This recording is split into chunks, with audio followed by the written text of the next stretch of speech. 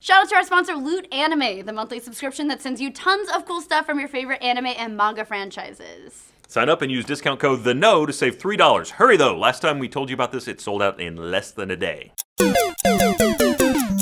Welcome to The Know, I'm Meg Turney. I'm Ryan Haywood. It's a grisly world out there for indie developers, and another has called it quits this weekend because he doesn't want to deal with the drama anymore, some of which might include PewDiePie, oddly enough. Yeah, the maker of Bear Simulator, a game that received over $100,000 on Kickstarter, updated the campaign yesterday, stating that the game was going into hibernation forever. According to John Farjay, Bear Simulator's developer, he will no longer be supporting the game due to some recent negative reception. He also said the game has a stigma against its name, added that future support is a lost cause, and said he's just not skilled enough to make the game better than it currently is. Oh, guess he couldn't bear the criticism. Oh, that was bad. Yeah. Per Farjay, the next update to the game will be its last, aside from a few bug fixes around the game's current content.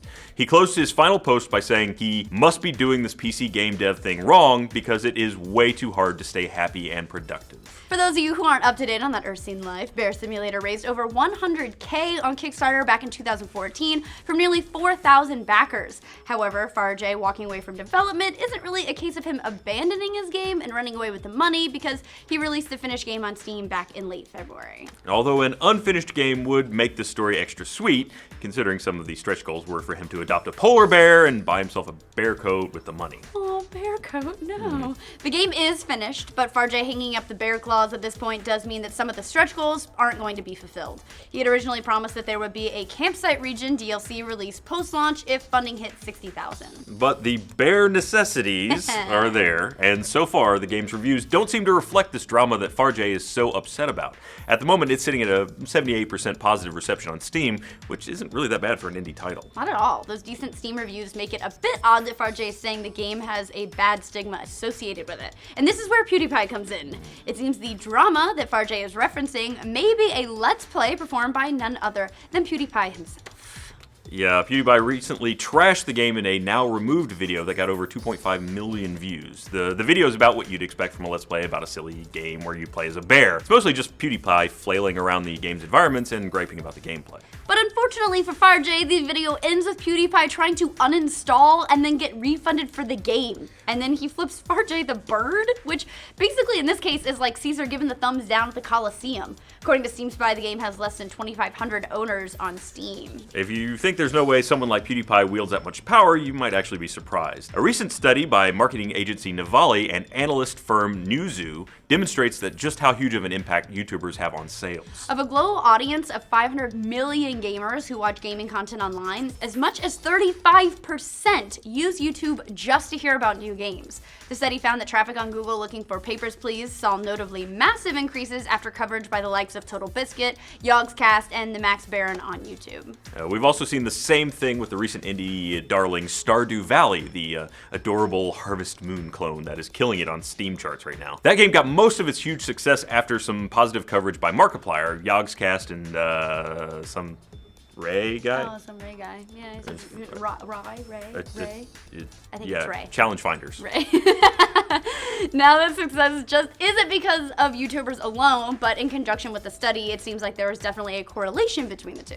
We know, amateur scientists, you're going to tell us correlation doesn't equal causation, which is why we're calling it just a correlation and nothing more. It's hard to argue that these kinds of negative videos wouldn't have an impact of some kind of negative amount. Yeah, sadly this Bear Simulator story seems like a case of amateur developer having, not as thick of a skin and having unrealistic expectations when it comes to what players are gonna do with your game.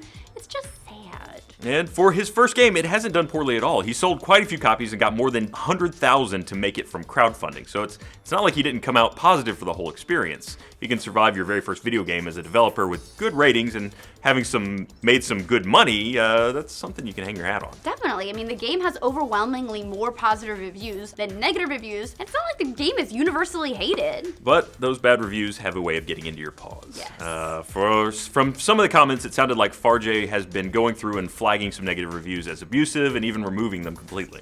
No, that's not just relegated to amateur developers. Any developer that finally publishes a game is going to have to deal with criticism. That's part of the industry. Not everyone loves everything. I mean, that's just how the world is. Just look at the comments on this video for proof.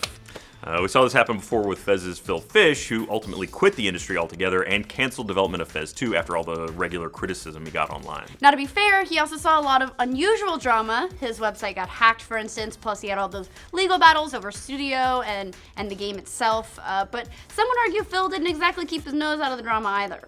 Even Notch, who had more success than anyone could have possibly imagined with Minecraft, said part of why he sold it was because it was too hard to keep up with all the criticism he got online. So, yeah, the bug eventually gets to all developers, big and small. That damn feels bug. Feels bug. It's really sad though, since so many of Farjay's updates and even the spirit of the original game itself are actually good-humored and fun. The whole thing is totally silly, and he seems to have wanted to raise just a small amount of money. The original Kickstarter asked for just $30,000 to make a game he loved. But, you know, maybe he just wasn't ready for the reality of development just yet. I mean, we can't all be Stardew Valley. Hopefully Farjay will keep his chin up and come back with a Bear Simulator 2 or something, or maybe a PewDiePie simulator. Please, God, no. What do you guys think of Bear Simulator's developer pulling the plug after a PewDiePie video? Let us know in the comments down below. For more updates on the PewDiePie simulators and bear puns galore, like this video and subscribe to The Know. Indeed. If you're into anime and manga, you should check out our sponsor, Loot Anime. For $24.95 a month, they'll send you over $60 worth of cool stuff, from wearables to figures and more from your favorite franchises. To get $3 off, go to lootcrate.com/theknow and use discount code TheKnow. You might want to hurry though, guys, because they've sold out the last 4 months and they're getting close on the new one as well. Last time we told you guys about it, it sold out the same day. It was like a chibi piranha feeding frenzy. This month's theme is duel, so like a million Freezes and a million Gokus are like all around. Fight, fight, fight. Kiss, kiss, kiss. I read that fanfic.